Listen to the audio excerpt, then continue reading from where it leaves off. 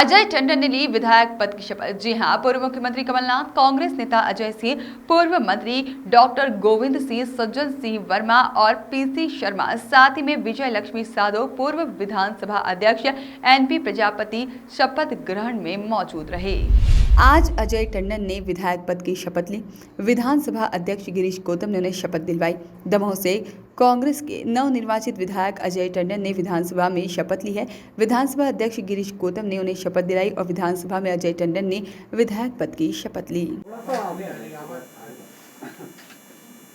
ये जो दमोह का उपचुनाव हुआ, इसमें कांग्रेस के श्री अजय टंडन जी विजयी हुए और चूंकि विधानसभा सत्र का अभी बुलाया जाना संभव नहीं दिखाई पड़ता, विधानसभा में ही शपथ करा सकते थे, परंतु संभव नहीं था। इसलिए कांग्रेस के आग्रह पर उनके निर्वाचित विधायक की शपथ हो जाए, इसलिए आज शपथ के लिए उनको बुलाया गया था और उनको अजय टंडन को आज शपथ दिलाई गई है। कांग्रेस को जल्दबाजी में नहीं लग रही थी? अब ये उनसे पूछिए, हमारा तो दायित्व है कि सदस्य को यदि कोई निर्वाचित आता है उसको शपथ दिलाना। शपथ कैसे हो, कब हो, ये तय करना हमारा काम है। कोरोना काल में सत्र नहीं हो रहे हैं पूरे देश में, अभी कहाँ हमें एक सवाल है कि क्या ऐसी कोई व्यवस्था हो ताकि सत्र भी हो और सरकार के कामकाज में कोई व्यवस्था बनाने का विचार चल रहा है क्या कोरोना काल में? नहीं, अभी तो जैसे सत्र को लेकर सर नहीं, अभी जो रेगुलर सत्र जिनकी बात आप कर रहे हैं, रेगुलर सत्र का समय ही नहीं आया ना।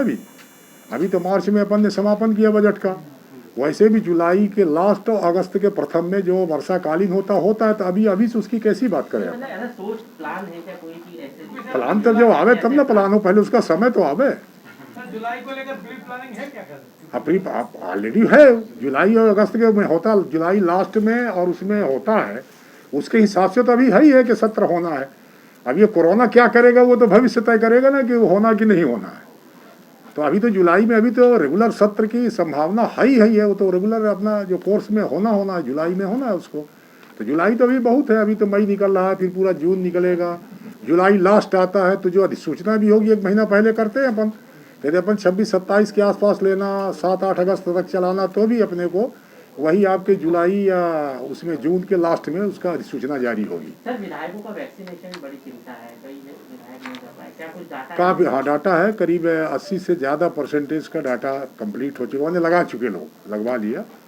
और उसमें पहले तो उस कारण से कमी हो गई थी कि 45 साल तक अलाउ नहीं थे, 45 से ऊपर का ही था, इसलिए उनका हो गया था। 45 से नीचे वालों को जब खुला तो उनका भी अब वो हो गया कि रजिस्ट्रेशन हो, उनका रजिस्ट्रेशन में जो उनका नंबर आवे, इसके कारण से देरी हो रही, बाकी सब लगवा रहे हैं। फ्रंटलाइन वर्कर मान के नहीं लगवा सकते? अभी गाइड नहीं माना ना, कोरोना वॉरियर से फ्रंट लाइन वर्कर नहीं माना अभी। तो सर 80% विधायकों को लग चुका? हाँ, लग चुका। विरोधी प्रश्नों को कुछ आप लाइव करने का भी अब तो सुप्रीम कोर्ट कह रही है कि हम लाइव करना चाहते हैं। तो विधानसभा तो ऐसे भी लोकतंत्र के भीतर सबको देखने का अवसर है। उसमें सुप्रीम कोर्ट जहां अभी तक बैन था, सुप्रीम कोर्ट की चीफ जस्टिस का बयान अभी 3-4 दिन पहले ही छपा कि वो भी प्रयास कर रहे हैं कि किसी तरह से लाइव हो, सुप्रीम कोर्ट की कार्रवाई लाइव दिखाई पड़े लोगों को। तो जब उस दिशा में हम जा रहे हैं, और दूसरा ये कह रहे हैं कि ज़्यादा से ज़्यादा जानकारी अवेलेबल हो लोगों को, तो फिर विधानसभा के भीतर अच्छा उससे कई सुविधाएं अपने को भी मिलनी है जो विधानसभा का संचालन करते हैं, कि शायद वो जनता जब देख रही होगी तो जो आक्रामकता होती शायद वो धीमी हो और वैचारिक तौर पर ज़्यादा मजबूती दिखाई पड़े विधानसभा के भीतर। ऐसा कर थैंक यू। चाय सबको हो गई है? सजेशन देंगे कि विधायक किस तरह से काम करें, या उनको भी मतलब कुछ ऐसी वो मिलना चाहिए कि वो भी बचे रहें कोरोना से? अब लगातार तो शिवराज जी भी कह रहे हैं, नेता भी कमलनाथ जी भी सारे विधायकों को निर्देशित किया, हम भी लगातार आग्रह विधायकों से कर रहे हैं कि अपने को बचा के रखना। और बचाने का मतलब वही तरीका है कि सोशल डिस्टेंसिंग का पालन करें। पर आप जानते हैं कि भारतीय लोकतंत्र के भीतर किसी भी जनप्रतिनिधि के सामने ये एक चुनौती होती है कि वो सोशल डिस्टेंस को कैसे पूरा करें। जब वो गांव के भीतर जा कर के खड़ा होता है तो हर तरह के लोग आवेदन देने वाले वो इस बात का प्रयास करते हैं कि उसके हाथ में ही आवेदन दें, क्योंकि यदि कोई बगल में लेने वाला भी यदि आवेदन तो कोई खड़ा कर दिया है तो उसको देने को तैयार नहीं होते हैं। तो एक वो डिस्टेंसिंग का जो अपन करते हैं वो थोड़ा सा हर हालत में कितना भी जोर लगावे कहीं ना कहीं टूटता है, इसलिए वो विधायक खतरे में है। सर, कोरोना काल में कितने विधायकों ने अपने विधानसभा निधि डाटा अपने पास नहीं आया, मैं रीवा का बता सकता हूँ। रीवा में हमारे सारे विधायकों ने, जैसे 52 लाख हमने दिया, राजेंद्र जी ने दिया 20 लाख के आसपास। माने ऐसा कोई विधायक नहीं रीवा के भीतर जिनने अपना विधायक निधि का पैसा नहीं दिया जिसका उपयोग ना हो गया हो। उससे जो कंसंट्रेटर, ऑक्सीजन या एम्बुलेंस सब कुछ खरीदे जा चुके हैं। करीब 2.5 करोड़ के आसपास रीवा में विधायकों के निधि से चला गया। बहुत सारे नवाचार भी कर रहे हैं, कुछ और भी अलग देखने को मिलेगा। सारे नवाचार में कोरोना जो है अपना एक परत जाल लगा रहा है। तो पहले कोरोना की परत टूटे तो नवाचार स्टार्ट हो। दिक्कत ये सर, विधानसभा की कार्रवाई को लाइव सर, सबसे पहले तो आपने जिस उद्देश्य से हमको आपने बुलाया है, सबसे पहले आप ही उस पर प्रकाश डालें। ये विधानसभा में उपचुनाव जो दमोह का हुआ उसमें कांग्रेस पार्टी के श्री अजय टंडन जी जीते। तो अब उनका इंतजार या तो विधानसभा होने तक का करें कि विधानसभा जब आहूत हो तब उनकी शपथ कराई जाए, और विधानसभा आहूत होने का जिस तरह से कोरोना का संक्रमण है उसके हिसाब से अभी तत्काल कोई तारीख दिखाई नहीं पड़ती। इसलिए नियम के भीतर ही ये तय हुआ कि कांग्रेस का अनुरोध था कि हमारे सदस्य को सदस्यता दिला दी या शपथ दिला दिया, इसलिए आज शपथ के लिए बुलाया था उनको। उनकी शपथ करा दी, आप सामने देखा। आवाज आ जाएगी अपने आप। काम अब पूरा हो गया है। शब्दों का हमने उस दिन दिखाया था, जो शब्दावलियाँ आई हैं वो सब आ गए हैं। अब उसको केवल अपने को प्रक्रिया के भीतर लेकर के उसको अधिसूचित करना है। बाकी तो मैंने उस दिन बताया था कि सूची हमारे पास आ गई उन शब्दों की, जिन शब्दों का उपयोग नहीं होना चाहिए वो सब आ गए। सर, लोक लेखा समिति के अध्यक्ष को लेकर कुछ आगे की प्रोसेस? अब लोक लेखा समिति के अध्यक्ष का विधानसभा में 3 परिस्थितियाँ हैं उसकी। लोक लेखा जो समितियाँ होती हैं, समितियों के निर्वाचन के लिए या तो सभा करें, सभा मतलब विधानसभा के भीतर आवे, या तो अध्यक्ष के सामने नाम प्रस्तावित होकर के आवे तो वो करें। उसमें थोड़ा सा कानूनी पेच है, तभी उनका प्रस्ताव यदि कांग्रेस के लोगों का आ जाएगा तो मैं उसको क्या कर सकता हूँ, मैं इसको देखूँ क्या करना है। आपने नाम उन्हीं का आना, क्योंकि कांग्रेस का अध्यक्ष है तो किसको अध्यक्ष बनाना ये प्रतिपक्ष का ही आएगा, कांग्रेस का ही आएगा। तो किसको अध्यक्ष बनाना, जिसका नाम आएगा अपन उसको घोषित कर देंगे, नाम उन्हीं को देना। सर, अभी कोरोना देखे हो गया कौन क्वेश्चन कर रहा है पढ़ो सर, आपने क्या कहेंगे? आप पूछिए, आप जो पूछेंगे हम बता देंगे। दमोह उपचुनाव में कांग्रेस की जीत है अजय टंडन की, ये बताइए आप। दमोह उपचुनाव में सबसे पहले तो दमोह की जनता की जीत है, उसके बाद में कांग्रेस की जीत तो है ही है, क्योंकि मैं कांग्रेस का उम्मीदवार था। और यह जो जीत हुई है, जो पिछले जो हमारी सरकार थी, कांग्रेस की सरकार थी, जिसके मुखिया और मुख्यमंत्री माननीय कमलनाथ जी थे, कमलनाथ जी के नेतृत्व में जो 15 महीने कांग्रेस ने काम किया था वह काम जनता ने पसंद किया है, और जनता 2023 में पुनः कांग्रेस को स्थापित करना चाहती है। जयंत मलैया को लेकर क्या कहना चाहते? अब देखिए, जयंत मलैया भाजपा के हैं, अब भाजपा के लोग ही आपस में लड़ रहे हैं, लेकिन वह बहुत नेक दिल इंसान है, इतना तो मैं कहूँगा। उम्मीदवारों के बीच में चुनाव हो गया था, पार्टी और मुद्दे सब बाहर हो गए थे, यहाँ सिर्फ उम्मीदवारों के बीच में चुनाव था। मलैया जी ने कहा उम्मीदवारों के बीच में तो चुनाव था ही था। उम्मीदवार का सिलेक्शन तो मेन सिलेक्शन होता है।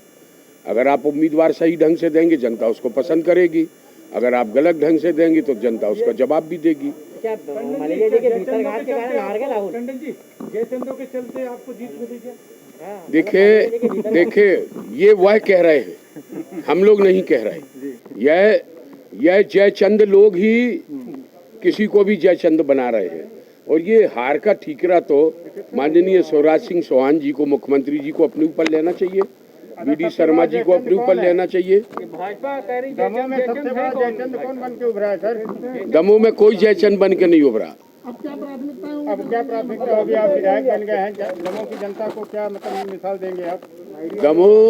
दमोह की जनता के लिए जो एकदम बहुत ही जरूरी चीजें हैं, स्वास्थ्य, शिक्षा, और अभी तो 2 चीजों से हमको जूझना है। एक तो पहला है कि जो कोरोना जैसी महामारी पड़ी हुई है उससे हम कितनी जल्दी निजात पा सकें, और उसके अलावा दमोह के युवाओं को रोजगार देना है, महिलाओं का सम्मान रहे, और जो हमारे पेंशन वाले हैं जो कि उम्र के इस पड़ाव पे हैं कि वह केवल एक छोटी सी चीज पर भी आश्रित है, उनका समय पर पैसा जमा हो। भाजपा की सरकार के रहते हुए दमोह का विकास कैसे कर पाएंगे? ऐसा नहीं है, ऐसा नहीं है। विकास करने की इच्छा शक्ति होना चाहिए। अगर इच्छा शक्ति है तो आदमी चंद्रमा पर भी पहुंच जाता है। उसमें क्या भाजपा, क्या कांग्रेस। सर ये बताइएगा कि खंडवा, पृथ्वीपुर और जोबट ये 3 जगह उपचुनाव होने हैं। हाँ। तो क्या दमोह उपचुनाव के असर क्या है इन उपचुनाव पे नजर आ रहा है आपको क्या सर? देखिए, मैंने तो आपसे कहा है कि दमोह के उपचुनाव में जो हमारी सरकार ने, कमलनाथ जी के नेतृत्व में उनके मंत्रिमंडल के सदस्यों ने जो 15 महीने जनता की भावना को देखते हुए जन उपयोगी और जन कल्याणी योजनाएं जनता के बीच में लाए थे, ये एक वह भी जवाब है कि जनता फिर से चाहती है कि कांग्रेस स्थापित हो। और आप देख लेना, जो ये उपचुनाव होंगे उसमें निश्चित रूप से कांग्रेस जीतेगी। ठीक है, थैंक यू वेरी मच। आपकी जीत थी, ये जीत हमारे संविधान की थी।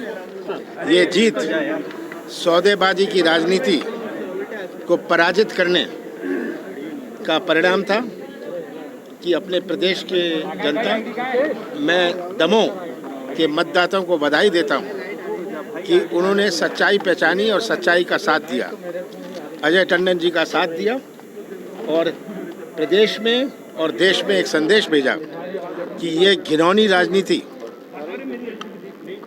चलने वाली नहीं है।